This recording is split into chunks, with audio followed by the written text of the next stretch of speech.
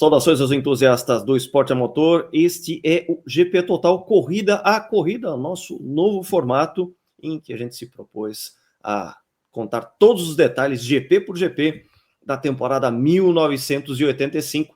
E é claro que toda jornada tem o seu encerramento, tem o seu final. Chegamos na Austrália, round 16 dessa temporada, que ocorreu 40 anos atrás, uma temporada de uma Fórmula 1 tão diferente, tão diversa e que chegava pela primeira vez em sua história nas terras lá de baixo, o Grande Prêmio da Austrália. Apesar de termos tricampeonato de Jack Brabham nos anos 50 para 60, também o título mundial de Alan Jones em 1980. Vamos falar de Jones aqui, claro. Mas a Fórmula 1 só chega realmente nas terras lá de baixo em 1985, nesse incrível circuito de rua construído nas ruas de Adelaide, que fizeram talvez um grande prêmio mais descontraído, com a atmosfera mais em alta de toda a temporada 1985. E para a gente encerrar esse ciclo, temos aqui companhia dos meus queridos amigos Márcio Madeira e Marcel Pilati, em mais uma aparição especial aqui para esse nosso novo formato, essa nossa jornada por 1985, auge da era turbo da Fórmula 1. Tem quem não goste, e assim, quem não gosta, este canal não é para você. Boa noite, meus amigos. Vamos falar então sobre essa corrida que tinha uma atmosfera diferente também, né? O Grande Prêmio da Austrália. Quando a gente olha para a corrida em si, quando a gente olha as fotos muito felizes, um colorido muito interessante. Foi um dia muito ensolarado lá em Adelaide, a gente já pegou tanta corrida lá com chuva. Essa primeira edição, que foi muito elogiada, teve uma corrida com bastante sol, a vitória do Keck Rosberg após 3 pitstops, ou seja, foi um grande prêmio de uma atmosfera muito descontraída, muito bacana, muito para cima, ao mesmo tempo que representou, claro, um desafio para equipamentos e também para pilotos. Eu vou começar rapidinho aqui, antes de passar para o Marcelo. Assim, é interessante notar que a Austrália queria muito sediar um grande prêmio. A Austrália vinha lutando muito por isso já há algum tempo. Ela fazia um tradicional grande prêmio próprio ao fim de cada temporada, até 80, misturar, era uma salada, tinha carro de Fórmula 1 antigo, tinha de tudo ali. Geralmente feito para o Alan Jones vencer. Até em 81 tinha um troféu gigantesco, o Moreno acabou ficando com aquele troféu enorme, que era um troféu feito para o Alan Jones. E a partir de 81 até 84 foi feito com um carro de Fórmula Pacific, e eles ofereciam um caminhão de dinheiro para os principais pilotos da Fórmula 1 irem para lá no fim do ano. Então, Prost passou por lá, Piquet correu 2 vezes por lá, Rosberg passou por lá, Laffite passou por lá, Niki Lauda passou por lá. E apesar disso tudo, o Moreno venceu 3 dessas 4 edições. O Moreno venceu 81, 83 e 84. Foi muito bem em 82 também, que o Prost venceu. Ele teve um problema na largada e largou por último e chegou em terceiro. Então, o Moreno foi o grande nome desse período dos grandes prêmios da Austrália, e eles vinham se esforçando muito por isso. E aí, finalmente, em 85, consegue um espaço no calendário para Adelaide, uma pista que era majoritariamente de rua, mas tinha uma parte no Victoria Park que tinha sido construída para isso. Então, era um circuito que misturava um pouco um pedacinho de autódromo fixo com pista de rua. Era uma praça muito interessante que tinha 2 problemas que a gente vai ver se manifestar ao longo do fim de semana, que era o problema na entrada e na saída dos boxes. A entrada dos boxes numa curva rápida à direita, que a única linha rápida era justamente o ponto onde você tinha que frear para entrar. Então, demandava que o piloto, com boa vontade, fosse levantar o braço, avisar que vai entrar, para ninguém pegar de surpresa atrás. A gente vai ver isso acontecer na corrida e também na saída dos boxes. Houve um acidente, se não me engano, na sexta-feira, que o Nelson saiu dos boxes, o Brando vinha em volta rápida e acabou batendo, porque como você está numa volta rápida, vai atacar chicane e depois surge um carro na sua frente. Então tinha esses 2 problemas ali, crônicos de entrada e saída de boxe, mas dito isso, era uma pista, para os padrões, uma pista de rua muito interessante e que, naturalmente, o Ayrton via com muito bons olhos que entrasse, porque pista de rua sempre era uma oportunidade que ele tinha de brigar por vitória, mesmo sem ser na chuva, naquele período da carreira dele. Então, isso tudo vai agregar para a corrida, porque a gente vem do Nigel Mansell conquistando as 2 primeiras vitórias. É muito fácil você se acostumar a vencer, é muito fácil você se acostumar ao sabor da vitória, se acostumar, é fácil, né, é gostoso. E o Nigel, a partir daquele momento, começa a acreditar que vai entrar em todas as corridas para vencer, né? E o Ayrton, por outro lado, olha para aquela pista e fala, opa, essa dá para levar. E não tem espaço para dois, né? Não tem espaço no alto do pódio para dois. Então, quando duas pessoas já acreditam que aquela corrida é deles, ainda tinha o Keck, que também sempre andava muito bem em pista de rua, e tinha feito duas corridas com um ritmo fortíssimo, mais forte inclusive que o do Mansell, tanto em Brands Hatch quanto na África do Sul. Você tinha aí três pessoas, na verdade foi a história das últimas corridas, das últimas 4 corridas de 85, foi Ayrton Senna contra as Williams, né? Ayrton Senna e Nelson Piquet também. Mas foram os dois contra as Williams, basicamente foi isso. Então, antes da corrida começar, você já tinha uma tensão muito grande da tal da sensação de merecimento, de dois, pelo menos 3 pilotos acreditando que aquela corrida era deles. E isso sempre já cria muita tensão, né? Vai lá, Marcel, meu amigo. Boa noite. Seja bem-vindo para o nosso encerramento aqui. Obrigado aí mais uma vez. Essas corridas que eu participei, né, nessa temporada 85, eu falei sobre a Áustria, e voltando a falar da Austrália, 2 corridas em que o Senna não venceu, mas que são desempenhos bem notórios dele, né? Por diferentes razões. Na Áustria eu falei bastante dessa corrida cerebral dele. Aqui na Austrália, a questão da velocidade dele, né? Então, a gente estava comentando em off, e isso é muito recontado, aquela volta de classificação dele é uma coisa à parte, um capítulo à parte, né?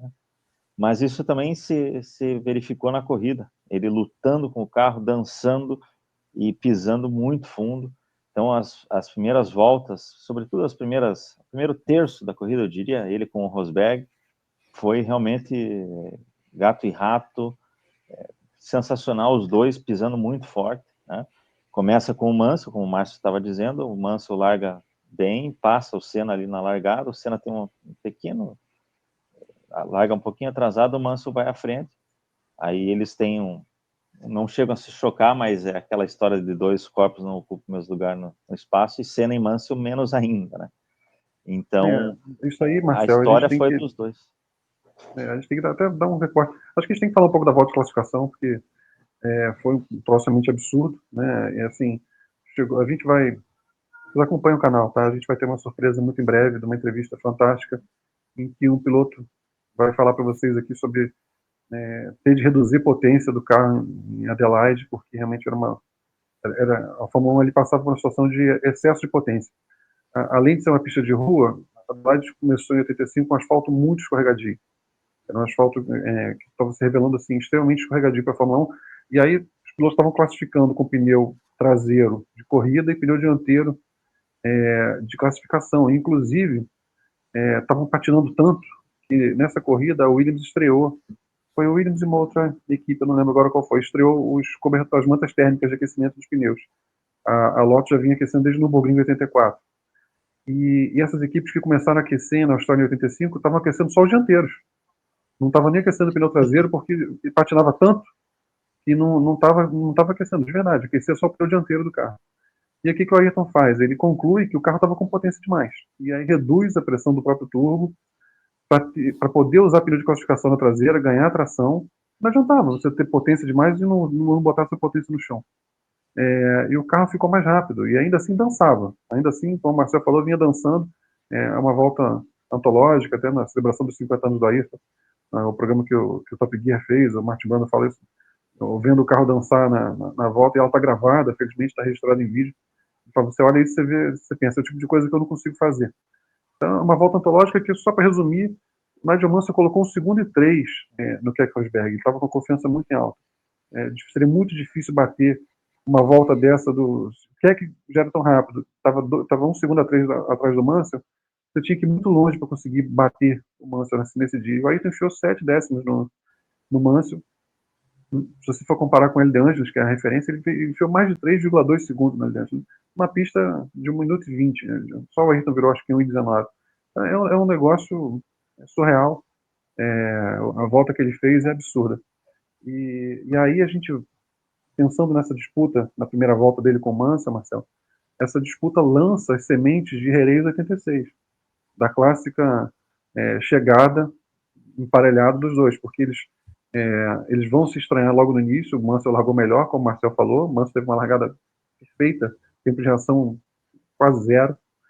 E o Ayrton tinha essa filosofia de, logo no início, atacar, né? De aproveitar e atacar enquanto o adversário não espera, enquanto o pneu está frio, enquanto o freio está frio, enquanto o tanque está cheio.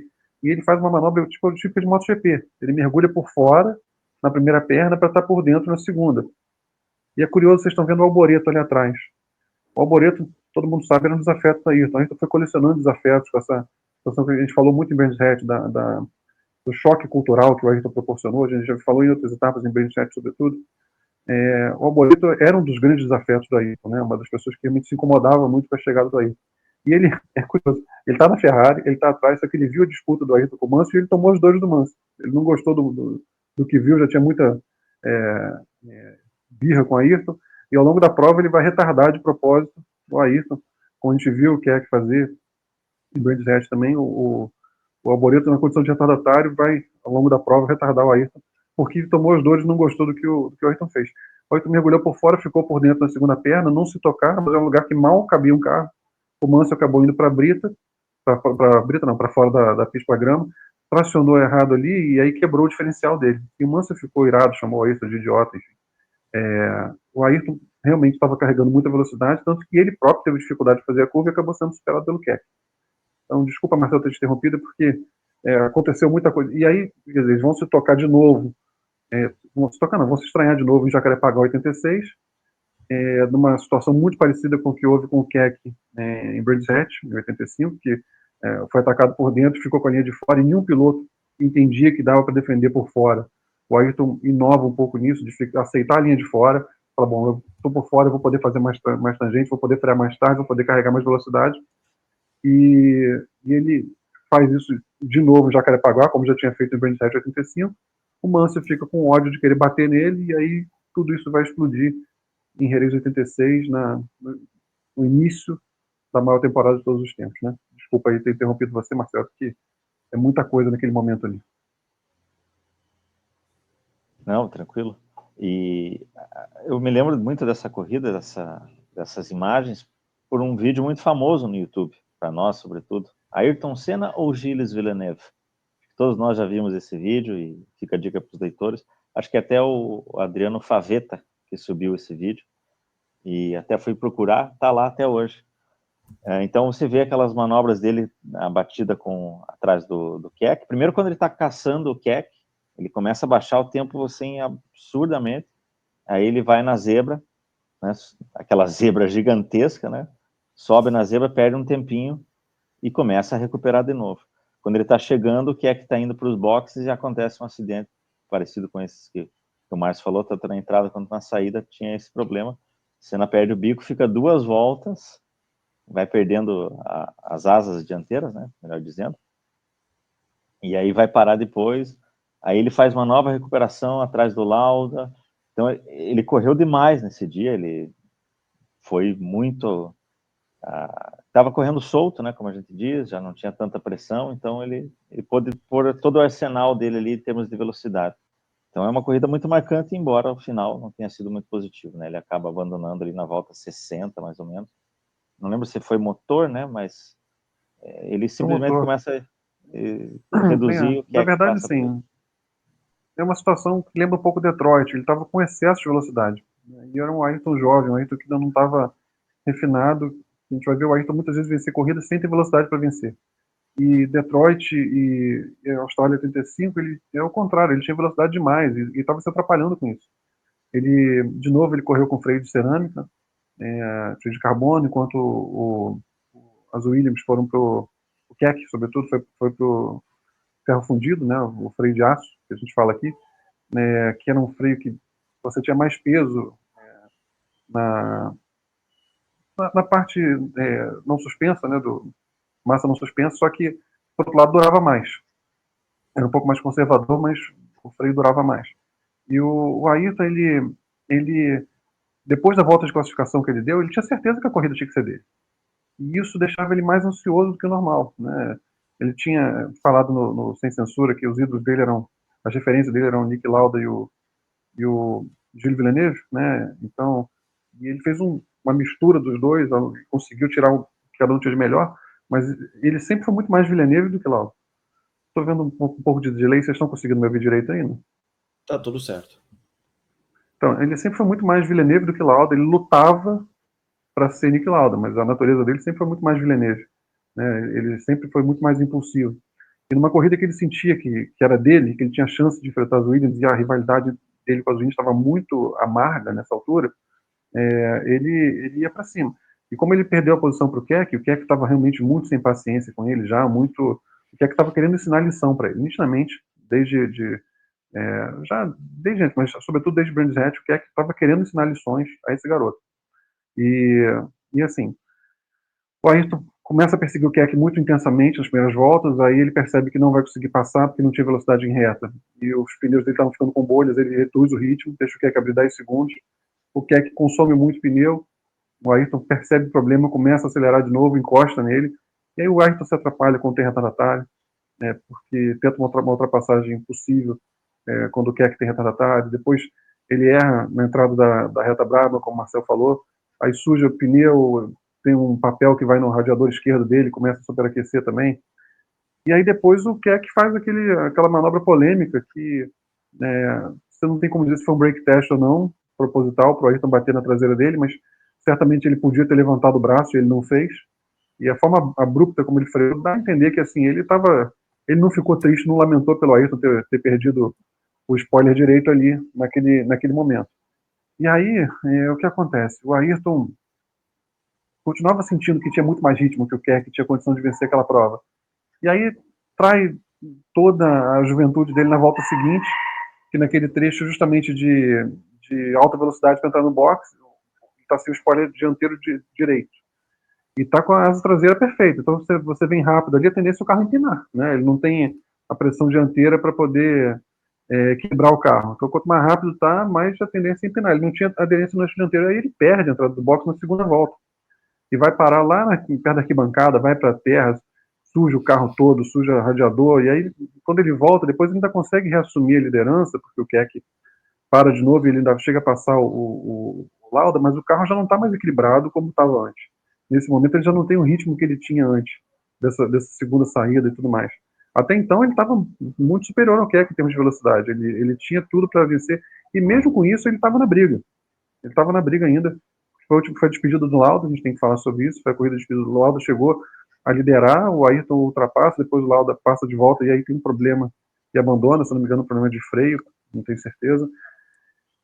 O Lauda abandonou de forma competitiva nessa última prova, mas o Keck vinha mais rápido, vinha mais forte e provavelmente ia passar, talvez não tivesse feito a terceira pit stop dele.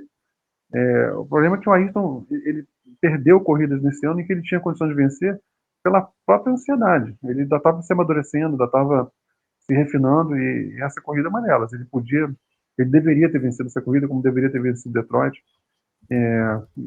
Desculpa, e outras, como a Alemanha, a gente já falou aqui, houve outras corridas no ano que ele poderia ter vencido, mas sobretudo Detroit e Mônaco ele poderia ter vencido também, não fosse a situação da passagem de giro e da própria falta de estrutura da equipe para poder colocar um motor novo, enfim. O Ayrton poderia facilmente ter feito 5, 6 vitórias em 85 e ter brigado pelo título muito mais do que o Alboreto. Ele teve ritmo para isso. E essa é uma corrida que chega a ser angustiante de ver. Chega a ser angustiante, porque você vê que ele tinha um ritmo e estava o tempo todo se atrasando, e claro, o Keck jogou muito duro com ele, como vinha jogando sempre. Né?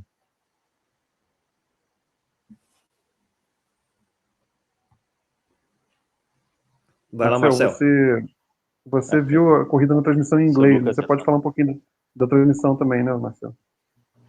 Eu assisti, eu revi a corrida, né, porque eu acho que é sempre muito importante, né, a gente rever, né, porque a nossa memória, a gente tem vários flashes, mas revendo você consegue. Eu gostaria de destacar duas coisas, né, primeiro, você tinha um timaço, né, que era o Murray Walker na narração, comentário principal de James Hunt e comentário em loco de Jack Stewart, só isso, né.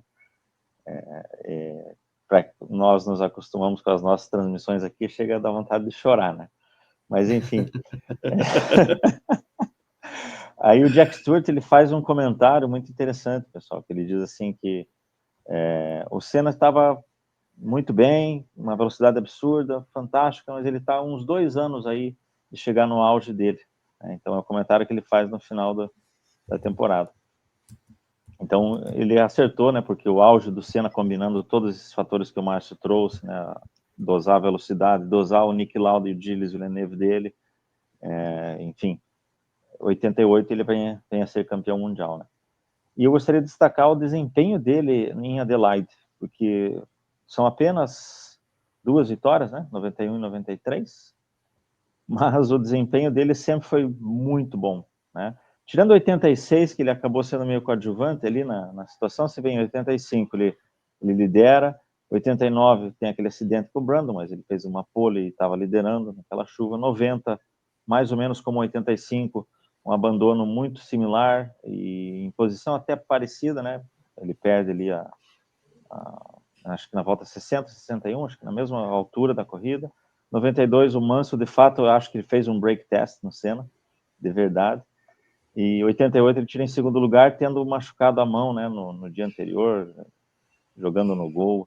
E em 87 ele chega em segundo e é desclassificado. Em 88 ele perdeu também a segunda marcha. E também. Era uma marcha muito utilizada ali. Sempre teve um desempenho muito forte lá, né? Ganhou em 91 e 93. Então, quase todas as corridas ele sempre era um contender, né? Queria destacar esses dois fatores aí. Sim, é importante isso, porque realmente tem uma discrepância entre o desempenho e os números dele ali. Ele era muito mais forte do que os números fazem sugerir, né? Você tem toda a razão. É um lugar onde ele sempre andava muito bem, como andava muito bem em Monza, mas ainda andava mais ali ainda. E em alguns lugares não se converteu em vitória. É um pouco como o Jim Clark em Mônaco, né? Que era excelente e os números não traduzem isso, né? Agora, assim, dito tudo isso, que essa dupla maravilhosa aí, só fazendo um parêntese, Murray Walker, James Hunt, eles que fizeram todo o universo da Fórmula 1 dos anos 80 passou pela transmissão deles, com o seguinte detalhe, né? Como era língua inglesa, eles transmitiam também em pool para a Austrália, o que era uma situação também interessante. E ainda mais com Jack Stewart como comentarista e repórter ali, um trio realmente fortíssimo para a gente poder ter a exata noção de como era tratada a Fórmula 1 pelo universo anglófono. E além de tudo, eles tinham uma coisa que a gente só foi ver muito tempo depois, aquelas aberturas da transmissão da BBC com a música The Chain, do Fleetwood Mac. Aquele finalzinho da The Chain, com a linha de baixo, aquele crescente da linha de baixo, e vindo a bateria do Mick Fleetwood, aquilo ali, para mim, aquilo é música, é a música de Fórmula 1, com o perdão de quem gosta tanto do tema atual da Fórmula 1, mas The Chain continua ainda sendo o topo da minha prateleira. E você nota, Lucas, eu tô falando pra caramba, peço desculpas a vocês aí. Após Spa, a Williams tinha 34 pontos. Após Spa. Antes de Spa, a Williams tinha 20 pontos. Se a gente considerar só as últimas 3 corridas, ela saltou de 34 para 71 pontos. Foi empatar com a Lotus, em número de pontos, e passou em número de vitórias. Ou seja, ela ficou à frente da Lotus. Pelo critério de número de vitórias, a Williams venceu 4, a Lotus venceu 3. Se você considerar só as últimas 3 corridas do ano, a Williams marcou 52% dos pontos dela nas últimas 3 corridas. Se você considerar as últimas 4, ela marcou 65%. Em números, isso significa o quê? Nas últimas 4 corridas, ela marcou o dobro do que tinha marcado nas 12 anteriores. Então, a Williams lançou, nesse final de 85, as bases para a Williams dominadora de 86 e 87, que a gente vai ver com o Mansell e com o Nelson, aquela equipe emblemática, enfim. Ela chegou muito, muito forte ao fim de 85. A Honda estava muito forte. E isso só enaltece o trabalho do Ayrton e do Nelson enfrentando esse poderio com equipamento inferior, por razões diferentes. Mas o que eles fazem, eles chegam muito fortes, os dois brasileiros, nesse final de 85, com atuações que deveriam ser mais lembradas, justamente enfrentando uma Williams muito poderosa, já a equipe mais forte, desde que ela introduziu a especificação B, sobretudo, em Brands Hatch, um carro que tinha um ritmo de prova avassalador, inigualável. A gente viu isso, sobretudo com Rosberg, em Brands Hatch, né, em 85 e na África do Sul, E apesar disso, na Austrália, o Ayrton tinha um ritmo mais forte. O Ayrton mostra o quanto o Ayrton era bom de pista de rua. Pois é, essa foi a corrida de despedida, o fim de uma era, a despedida do Nelson da Brabham, o fim de uma era, e também a aposentadoria de Niki Lauda. E a gente também pode falar um pouquinho sobre o Strafe também. Aconteceu muita coisa, além da disputa pela vitória. De novo, o Keck fez uma corrida muito boa também. Assim, o Keck era muito forte em pista de rua, era nitidamente o segundo melhor piloto de pista de rua e estava mais amadurecido do que o Ayrton. Mas o Ayrton nitidamente era superior ao Keck em pista de rua e isso incomodava muito o Keck também. O Keck gosta de falar que não, mas o Keck se incomodou muito. Foi talvez quem mais se incomodou com a chegada do Ayrton. O Keck não disfarçava isso, ele realmente ficou muito incomodado. Mas vamos falar de despedida de Piquet e Brabham, Niki Lauda. Eu quero só fazer um parênteses na Strafe. despedida do Piquet, Márcio, que ia falar do Mark Schurer, né, o companheiro de equipe dele. Foi a única vez no ano que ele largou na frente e fez uma boa corrida. Quando o Lauda abandona, ele assume a terceira posição e se mantém ali até o terço final da prova, ele acaba abandonando. Piloto mediano, mas fez um bom desempenho nesse dia. Naturalmente, o Nelson estava com vários fatores ali, a equipe também já não estava querendo fazer o melhor para ele, a gente sabe disso, mas foi, acho que a grande corrida de destaque do Schurer na carreira foi essa aí, coincidindo com a saída do Nelson da Brabham. Também podemos dar destaque para este piloto aqui, afinal de contas, foi uma das atrações do Grande Prêmio da Austrália. É um projeto muito interessante esse da Lola Haas, o Carl Haas se propondo a fazer esse braço de suas operações na Fórmula 1, contratando o Ted Mayer, que era o antigo chefe da McLaren nos anos 70, contratando gente como Ross Brown, tendo esse apoio da Beatrice Foods, a possibilidade de ter um motor Ford turbo, que até então, isso é um parêntese que deve ser colocado, né? Afinal de contas, a gente falou muito pouco aqui, né, da Lola Haas, a gente acabou nem falando da estreia dela, mas é interessante falar que o motor Ford, ele demorou muito para acontecer, e a Beatriz, em 86, ela vai retirar o seu patrocínio porque teve uma mudança de diretores, um novo direcionamento corporativo e tudo mais, então acabou matando no ninho, digamos assim, um projeto que seria muito interessante. A gente está estudando com muito carinho fazer o Corrida a Corrida para 1986, é uma das pautas que a gente tem aí para discutir aqui dentro do GP Total, e é claro que, se falar disso, a gente pode falar com um pouco mais de profundidade sobre esse projeto da Lola Haas, e que naquele momento usava motor Hart, e afinal de contas esse motor Cosworth Turbo ainda não estava em seu estágio de prontidão. E isso porque o Keith Duckworth, que era o projetista, fundador da Cosworth, começou com um projeto de 4 cilindros. E só depois ele foi para o V6, um V6 a 120 graus, como era o da Ferrari. Isso, claro, provocou muitos atrasos para esse motor que poderia ter já tido essa estreia já em 1985. Isso não aconteceu. As operações da Lola se expandiram com o Alan Jones e o Patrick Tambay para um segundo carro. Eles dois ainda estreando em 86 com o motor Hart, motor Ford, que seria o último motor a estrear na era turbo, iria só acontecer no ano seguinte. Mas infelizmente a corrida do Jones não foi competitiva, era, como eu disse, um projeto que ainda estava ali em processo de amadurecimento, tudo muito novo, ele largando só na 19ª posição, ficou aí a 4,5 segundos da pole do Ayrton. Tudo bem que a pole do Ayrton foi um assombro, né?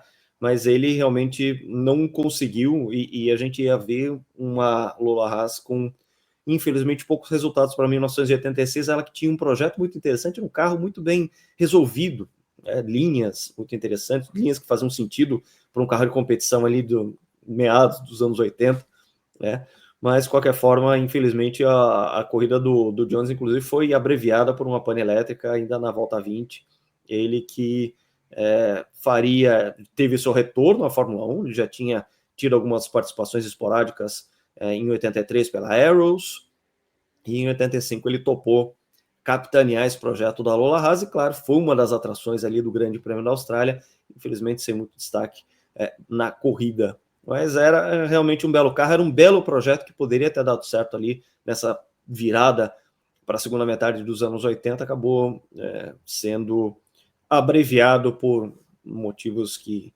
a gente já conhece. Daí tem a questão da LG, né, que também estava chegando muito forte ao final de 85, para os próprios padrões, né, para aquele padrão LG pós o auge ali no período ASA, talvez tenha sido um dos melhores períodos da LG. 81 foi um período em que o Jack Lafitte disputou o título contra o Nelson, contra o Alan Jones, o Reutemann, né, e claro, o título do Piquet. Para 82 eles fizeram aquele carro com um comprimento total, saias muito longas, um carro que o projeto foi inclusive do Jean-Pierre Jabouille, ele foi um dos projetistas desse carro, o carro não deu nada certo. Para 83 eles pegaram o mesmo chassi, refizeram ali um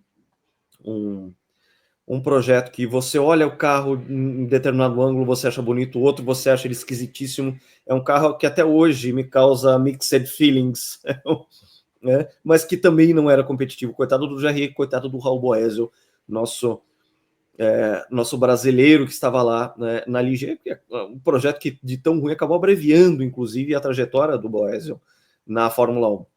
Para 84, ainda era um carro que recebeu motor turbo, mas que também carecia de um desenvolvimento, principalmente de chassi.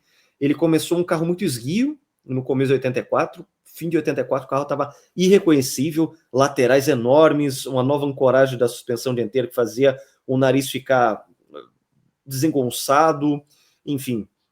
E um carro em 85 que eles realmente conseguiram ter um direcionamento de engenharia muito mais interessante e que no fim da temporada realmente estava muito competitivo. Era um carro que já tinha tido pódio, inclusive, com o Jacques Lafitte, e que nessa corrida de rua com os pneus Pirelli, desenvolvidos pelo Nelson, também mostrou bastante competitividade. Está aí em destaque a foto do Philip Strafe, que seria um dos destaques da corrida, mesmo que de maneira um tanto involuntária. Vamos a ele.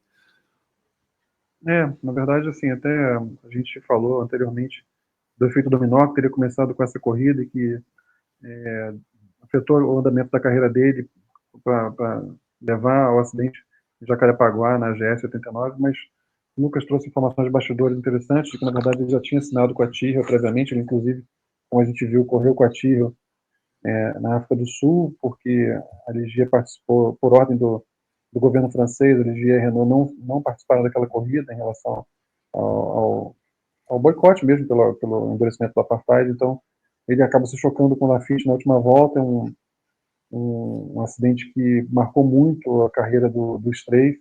Ele tentou ultrapassar o Lafitte, ele estava bem mais rápido na última volta, e a equipe ficou muito chateada com isso. Acabou sendo uma batida que ficou muito marcada no Strafe. Agora a gente passa, Lucas, a gente vai encerrar aqui, né? Até temos que liberar o Marcel também, que tem outros compromissos, mas a gente deixa para o pessoal de casa, pede, se manifeste, gostaram da série, dá um retorno para a gente, indica aí qual temporada vocês gostariam de ver, enfim, dá um retorno. Gostaram? O que vocês gostariam de ver? O que querem que mude ou não?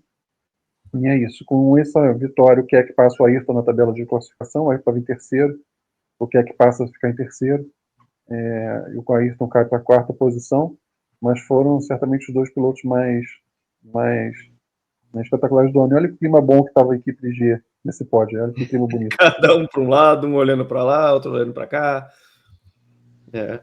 O Strafe ele já estava assinado com a Tyrrell quando isso aconteceu, né? E ele relatou, isso é uma entrevista que ele deu ao nosso amigo Alexandre Carvalho, aliás, um abraço para ele, do Almanac da Fórmula 1, um blog muito legal. Ele produziu bastante material bacana, entrevistas exclusivas, e ele falou, o Strafe falou para o Alexandre, que primeiro que não tinha ordem de equipe na Ligier, ninguém combinou nada, e segundo que o Laffite estava tirando coisa de 2 segundos por volta mais lento, e o strafe acabou chegando nele, e acabou, um freio muito cedo, outro freio muito tarde, lá no hairpin, e danificou a suspensão do strafe, mas ele ainda conseguiu cruzar a linha de chegada na terceira colocação. É claro que Lucas, o Guy antes de Ligier, passar a régua, do campeonato, vamos liberar o Marcel para ele poder.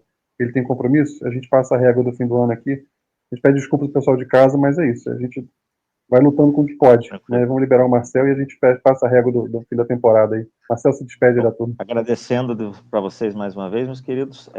Essa temporada foi o turning point do Senna, mas também foi um turning point que começou para a maior temporada de todos os tempos. E ano que vem, né, se nós fizermos de 86, quero estar presente em várias das etapas aí. Obrigado, meus queridos. Um abraço e até mais. Valeu, Marcel. Você é titular. Valeu, Marcel. Valeu. Lucão, desculpa te interromper. Continua, por favor, só para a gente poder liberar. Ele estava realmente... É muito bom ter o Marcel aqui mais uma vez com a gente. E realmente, esse fim de 85 lança as bases para 86, só que a gente vai ver um Rosberg muito diferente na McLaren, com a filosofia da equipe McLaren, a filosofia do carro MP4 2, já na versão C, para 86, essa combinação maravilhosa que a gente viu do Keck Rosberg com a Williams FW10, ela acabaria não se repetindo. E o que a gente vê realmente é que neste fim de temporada 85 não foi um turning point só para o Ayrton, para que ele se lançasse como um contender para 86, como também o Nigel Mansell. A gente já via ali todas as bases de um Mansell vencedor que a gente não tinha visto durante todos os primeiros anos de carreira dele na Lotus. A gente via um cara que tinha velocidade, mas que era afoito, que não tinha regularidade, uma Lotus que tinha no Hélio De Angelis o seu standard, o seu padrão, o seu referencial. A gente vai ver também a gente já tinha visto, mas assim, a gente vai ver isso de maneira mais ampliada. O Alboreto se transformando novamente num coadjuvante, ele que tinha mostrado todo o seu potencial em 82 e 83 com vitórias pela Tyrrell, em 84 já andando muito melhor que o René Arnoux pela Ferrari, e um piloto que foi muito bem em 85, ele, que aliás, eu vou terminar aqui a nossa trajetória aqui em 85 com uma foto muito bonita que eu consegui e que mostra bem o que foi essa temporada, e que é uma foto que foi tirada ainda na África do Sul. A gente acabou não mostrando essa foto, mas é uma foto que mostra bem o que foi esse espírito enfim, de competitividade entre o Alain Prost e o Michele Alboreto, eles que foram os contenders, apesar do Rosberg e do Ayrton terem sido os grandes nomes quando na pista. Tá aí o Alboreto sendo um grande desportista, com um espírito aí de cobertã, digamos assim, congratulando, cumprimentando o Prost pelo título mundial, um título que, mais uma vez a gente fala, né, Prost foi um título merecido, inclusive o review da temporada 85, o título chama-se Merecidamente Prost, porque ele foi realmente um piloto que tirou lições de 84, aprendeu com Lauda, tornou-se, e isso é uma tecla que eu bato sempre, ele tornou-se um Lauda melhorado.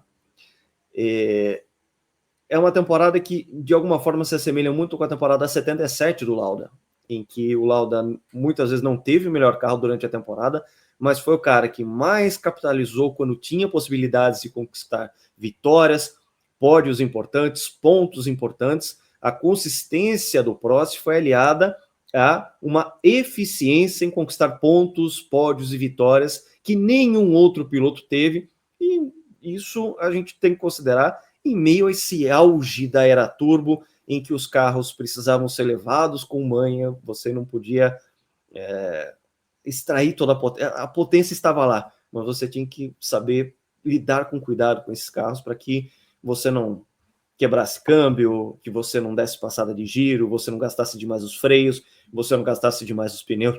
E todo esse management e toda essa leitura de corrida, é claro que o Alain Prost tinha isso à frente dos outros pilotos. E o título do Prost, claro, se justifica muito em parte por causa desse olhar dele e fazendo com que a França finalmente tivesse o seu campeão mundial. França que foi de grandes exércitos, legiões francesas nas décadas de 70 e 80 e que finalmente podia ter um título para chamar de seu. A galeria de campeões da Fórmula 1 ficou muito mais rica com a chegada de Alain Prost. Um gigante. Mas assim, é curioso, a gente concorda que 86 foi a maior temporada de todos os tempos até agora, mas sobre alguns aspectos, 85 foi mais rica, né? Em 85 a gente ainda tinha o Lauda, tinha o Keck no auge, o Alboreto andando bem, o De Angelis na Lotus, enfim, um equilíbrio maior de equipes diferentes do que a gente vai ver em 86. 86 é um afunilamento muito grande dos 4 grandes da década, né? Claro, é como continuação do filme, né? As tensões vão subindo, temos corridas antológicas, 86, mas assim, em termos de imprevisibilidade e de riqueza de conjuntos potencialmente vencedores, 85 foi um ano superior, e uma temporada que foi bom a gente ter começado com 85. Na verdade, acho que a gente está até enrolando aqui, a gente não quer terminar a série, a gente gostou de fazer a série, mas estamos tristes de estar acabando, mas 85 é um ano muito legal, porque é um ano que permite vários ângulos de análise diferentes, e você vê um Ayrton ainda descobrindo os próprios superpoderes, vamos dizer assim, ainda sem saber lidar com eles direito, com a própria rapidez, mas algumas voltas muito sensacionais. Então é uma temporada realmente que foi bom a gente ter começado por ela. Tem muita coisa errada que é dita e está se tornando aforismo por aí a respeito de 85, e acho que a gente teve a chance de aprofundar e de esclarecer que não foi exatamente assim. Foi uma temporada de fases distintas também, muito rica. Então acho que a gente começou muito bem a série, e reforço o convite para o pessoal que acompanha o canal aqui, e orientar a gente se gostou, se não gostou, dar dicas de formato e, sobretudo, de qual temporada eu gostaria de ver ser analisada corrida a corrida do que para frente. É isso aí, gente. Esse é o nosso propósito aqui, é trazer as histórias do automobilismo, esse resgate histórico, essas análises com a profundidade e com o devido respeito que a história da Fórmula 1 merece. A gente sabe que a gente nada contra a corrente dos algoritmos, a gente sabe que a gente não tem vocação para ser TikToker, a gente sabe que não tem vocação para ser aí das mídias que o público consome de maneira massificada hoje, quando se trata de redes sociais, mas a gente tem o nosso trabalho aqui, a nossa proposta é essa. E é claro que a gente vai aos pouquinhos aqui conquistando cada vez mais adeptos a mergulhar nesses 75 riquíssimos anos de Fórmula 1 e de forma a cada vez mais termos aqui pessoas junto com a gente em nosso canal. A gente criou o canal justamente para isso. Esse é o GP Total. Grande abraço a todos e até o próximo Corrida a Corrida. Vai ter! A gente define a temporada. Fique ligado no nosso canal.